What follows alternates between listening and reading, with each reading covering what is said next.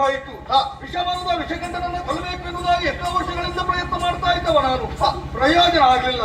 ನಾನು ಮಾಡುವಂತ ಕಾರ್ಯವನ್ನ ನೀನು ಮಾಡಿದೆಲ್ಲ ಸಂತೋಷ ಆಯಿತು. ಈಗ ನನಗೊಂದು ಆಸೆ. ಏನು ನನ್ನ ಮಗಳು ನಿನ್ನನ್ನ ಪ್ರೇಮಿಸಿದ್ದಾಳೆ, ಅವಳನ್ನೇ ನೀನು ಮದುವೆ ಆಗಬೇಕು ಎನ್ನುವುದಾಗಿ ಕೇಳಿಕೊಳ್ತಾ ಇದ್ದೆ. ಪಾಪೇನ ಹನ್ನೆತ್ತಿ ಅವ ಮಾಡಿದ ಪಾಪಕರ್ಮ ಹೆಚ್ಚಾದ ಕಾರಣಕ್ಕೆ ಅವನಿಗೆ ಸಾವನನಿಂದ ಸಂಭವಿಸಿತು. ಏನು ಮಾಡುವ ಹೇಳು? ಪ್ರಪಂಚದಲ್ಲಿ ನಾವೊಂದೆಣಿಸಿಕೊಂಡ್ರೆ ದೈವ ಬೇರೊಂದು ಬಗೆ ಇದ್ದದಂತೆ. ಮನೆಯನ್ನ ಬೆಳೆಯುವುದಕ್ಕೆ ಬಂದಂತ ಹೆಣ್ಣು ಮನೆಯನ್ನ ಬೆಳಗಬೇಕಿತ್ತು. ಅದನ್ನ ಬಿಟ್ಟು ಮನೆಯನ್ನ ಮಾರಿ ಮುಚ್ಚುವುದಕ್ಕೆ ಮುಂದಾಗು.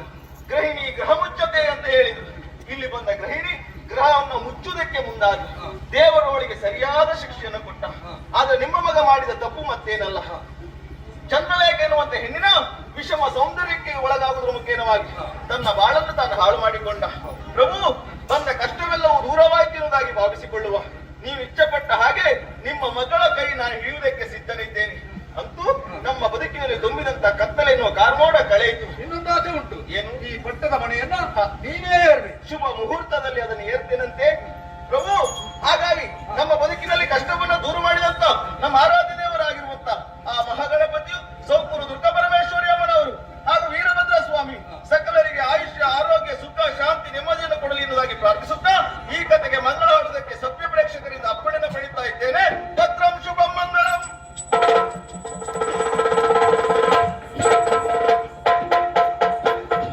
ಅಮ್ಮ ಮನೆಗಳಲ್ಲಿ ನಮ್ಮ ರಂಗನ ಕಂಡಿರೆ, ನಮ್ಮ ಕೃಷ್ಣನ ಕಂಡಿರೆ.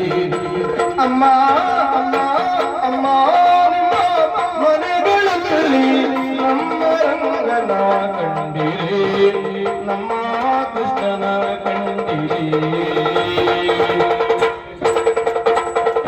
ಕಾಶಿ ಪೀತಾಂಬರ ಕೈಯಲ್ಲಿ ಕಳಲು ಕಳಲು ಕಳಲು.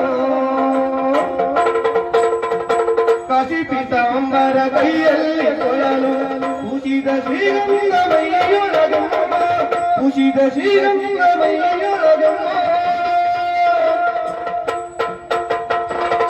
ಲೇಸಾಗಿ ತುಳಸಿಯ ಮಾಲೆಯ ಧರಿಸಿದ, ಲೇಸಾಗಿ ತುಳಸಿಯ ಮಾಲೆಯ ಧರಿಸಿದ.